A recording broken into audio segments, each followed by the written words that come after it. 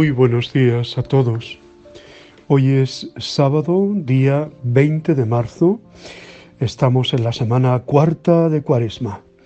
Después de celebrar ayer la solemnidad de San José, retomamos la lectura continua de este tiempo de la Cuaresma. Como todos los sábados, dedicado especialmente a la Santísima Virgen. Nunca me cansaré de insistir en el amor, la devoción, el trato que debemos tener constantemente con la Virgen Santísima. Procuro decirlo con palabras simples o cercanas para que todo el mundo lo entienda, ¿no? No se puede ser cristiano si no tenemos un trato frecuente con la Virgen Santísima. Ella nunca nos apartará de Cristo, todo lo contrario, nos lleva siempre a Él, siempre nos lleva a Él. Por tanto, tengámosla como confidente, como amiga, como espejo en el que mirarnos. Vivamos su vida como ella también pues lo hizo, ¿no? Implicándose en la caridad, en el servicio, estando siempre atenta al plan de Dios, escuchando y rumiando la palabra. Tenemos tanto que aprender de la Virgen, pues querámosla de verdad, ¿eh? Hoy la Iglesia, el Evangelio que nos toca es Juan 7, 40 al 53. Tomar partido por Cristo. De la muchedumbre, a propósito de Jesús, unos decían, otros decían, opiniones sobre Jesús. Jesús sigue siendo un misterio para sus contemporáneos. ¿Quién es? ¿De dónde viene? Las discusiones simplemente humanas no alcanzan a dar una respuesta. Y se originó un desacuerdo en la multitud por su causa. ¿Y yo? ¿Qué digo de Jesús? ¿Tomo partido claramente? ¿Hago opción libre por Él? ¿No dice la Escritura que incluso la ciencia bíblica no basta para descubrir verdaderamente quién es Él? No es primero en los libros que se descubre a Cristo.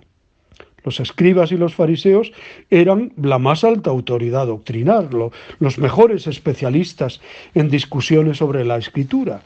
Sus referencias son prueba de ello. Según ellos, en Jesús no se cumplen todas las condiciones necesarias, no es el Mesías.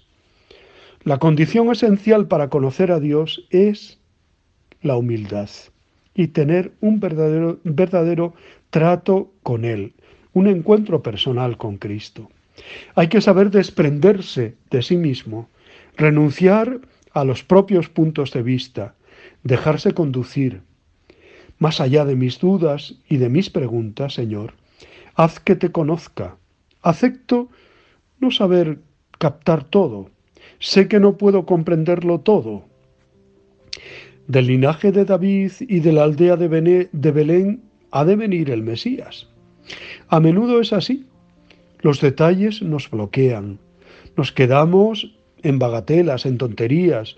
No sabemos superar las apariencias. Y sin embargo, era precisamente de Belén que él venía, pero también de mucho más lejos que Belén.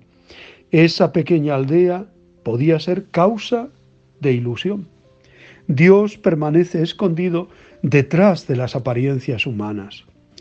Los guardias, enviados por los príncipes de los sacerdotes para arrestarle, volvieron diciendo: jamás hombre alguno habló como éste. Los alguaciles del Sanedrín no se atrevieron a ponerle la mano encima, como se les había mandado. Quedaron subyugados, seducidos. Ese detalle es importante. Nos muestra que algo debía emanar de Jesús. Se adivinaba una personalidad excepcional, fascinante. Muchos hombres hoy se quedan con esta admiración. Jesús es un gran hombre, un genio espiritual, un sabio. Pero Señor, tú eres mucho más que esto. Creo en un solo Señor Jesucristo, Hijo único de Dios, nacido del Padre antes de todos los siglos, Dios de Dios, luz de luz, por quien todo fue hecho. Pensar en cada una de estas frases de nuestro credo nos daría para mucho meditar, ¿no? ¿Acaso algún magistrado o fariseo ha creído en él? Pero esta gente que ignora la ley son unos malditos, dicen aquellos fariseos, ¿no? He aquí lo que dicen los fariseos: qué aplomo, ¿no? Qué desprecio a todos los que no piensan como ellos, esas gentes que no conocen la Escritura. Nicodemo, el que había ido antes a él, les dijo: ¿acaso nuestra ley condena a un hombre sin haberlo oído? ¿También tú eres Galileo?, le dijeron. No resulta fácil tomar partido por Jesús. Se corre el riesgo de ser mal visto, de ser juzgado con él. ¿Soy capaz de correr ese riesgo? ¿Soy capaz de ser despreciado y juzgado mal por el hecho de seguir a Jesús? ¿Hasta dónde llega mi fe? ¿Qué compromiso contraigo con ella? ¿Soy cristiano solamente cuando es fácil? ¿O bien lo soy también cuando el serlo requiere comprometerse? En fin, discusiones en torno a Jesús. Algunos pretenden prenderlo, pero quienes tenían que hacerlo quedan prendidos por su palabra. Bien profetizó Simeón a María que Jesús sería signo de contradicción, y lo sigue siendo. Nuestras discusiones dividen y separan, mientras que la confesión de fe une, aun teniendo en cuenta las diferencias propias de cada uno, que ya no se ven como amenaza, sino como fuente de riqueza. Recuerda cómo te ha ido instruyendo Dios en sus sendas a lo largo de toda tu vida, desde la catequesis de la comunión hasta hoy, ¿no? Haz una relación de las actividades, personas y cosas que te acercan a Jesús, ¿no? Señor, me pongo en tus manos y mi mente se serena, desaparecen mis desasosiegos y vuelvo a llenarme de entusiasmo para seguir viviendo a tu manera. Hoy la Iglesia, entre otros, celebra la memoria de San Martín de Dumio, Martín Dumiense, confesor. Dumio está situado geográficamente cerca de Braga, la capital del reino de los suevos. Distingue del otro Martín de Francia, San Martín de Tours, a nuestro Martín. Fue el apóstol de los suevos a los que convirtió al catolicismo. El testimonio de San Isidoro de Sevilla señala el 560 como fecha de la conversión. Eran los suevos un pueblo indomable y el terror de Roma. Atravesaron las provincias y pasaron sus fronteras. Se trasladaron de las riberas del Rin a las del Miño. Arrasaron a los francos. Pasaron el Pirineo.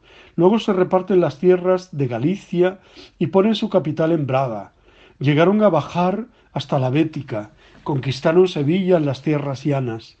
Transcurre la vida del santo en el siglo VI. San Martín Dumiense, según conocemos por el epitafio de su tumba que escribió él mismo, era oriundo de Panonia, en la actual Hungría. Debió de nacer entre el 510 al 520. Quiso vivir el don de la fe en las mismas fuentes.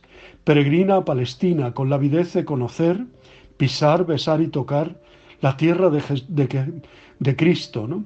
Allí aprovecha su tiempo entre oración, mortificación y el estudio del griego, que le contacta con los santos padres primeros. Luego pasa por Roma, donde murió y vive Pedro. Atraviesa el reino de los francos, donde se encuentra con los suevos, y aprovecha la oportunidad de hacer apostolado con este pueblo. Carriarrico, rey suevo arriano, habían caído los suevos en el arrianismo por la actividad del Gálata Áyax, enviado por Teodorico. Mandó embajada noble para pedir en la afamada y milagrosa tumba de San Martín de Tours el portento de la curación de su hijo. Era ya la segunda vez que lo hacía. La primera misión no dio el resultado apetecido. Ahora manda la ofrenda del peso de su hijo en oro y plata y presenta la promesa de la conversión si obtiene del santo de Tours lo que humildemente pide y se cura el vástago del rey suevo. Es la ocasión para dejar el arrianismo. San Gregorio de Tours narrará, como testigo presencial, dejando en el relato el polvo de la leyenda, el ruego de la doble embajada y la posterior conversión del bravo pueblo suevo. Así fue como pasó el presbítero húngaro Martín a Galicia de mano de sus propios paisanos, los belicosos emigrantes centroeuropeos. En Dumio funda un monasterio para la alabanza divina, la oración, el recogimiento, la difusión de la fe y la atención del pueblo. Bien conocida tiene la necesidad de la oración para extender el Evangelio. Quizá conoció el estilo de Arlés y posiblemente tuvo referencias de la regla de San Benito, pero aquí los monjes se gobiernan al ritmo que marca el abad y ya obispo San Martín de Dumio. Regula la vida del clero, formándoles según los cánones y los acuerdos de los concilios españoles y africanos. Atiende celoso al campesinado, donde abundan las supersticiones paganas, célticas y germánicas. Encarga a su monje Pascasio la traducción de las palabras de los ancianos y él mismo traduce las sentencias de los padres egipcios. Contribuyó a la conversión de los suevos al catolicismo. En el Concilio de Braga del 561, como su predecesor de San Ildefonso, precursor de San Ildefonso en el tercero de Toledo, se ha logrado la conversión del rey y del pueblo. Se establece la unidad y se tiene el gozo de escuchar la fórmula del bautismo en el nombre del Padre, del Hijo y del Espíritu Santo. Murió en el año 580. Pues damos gracias a Dios por la vida, la obra, el testimonio y buen hacer de San Martín de Dumio, Martín Dumiense. Yo os bendigo en el nombre del Padre, del Hijo y del Espíritu Santo. Os abrazo y os digo, como cada día, os quiero.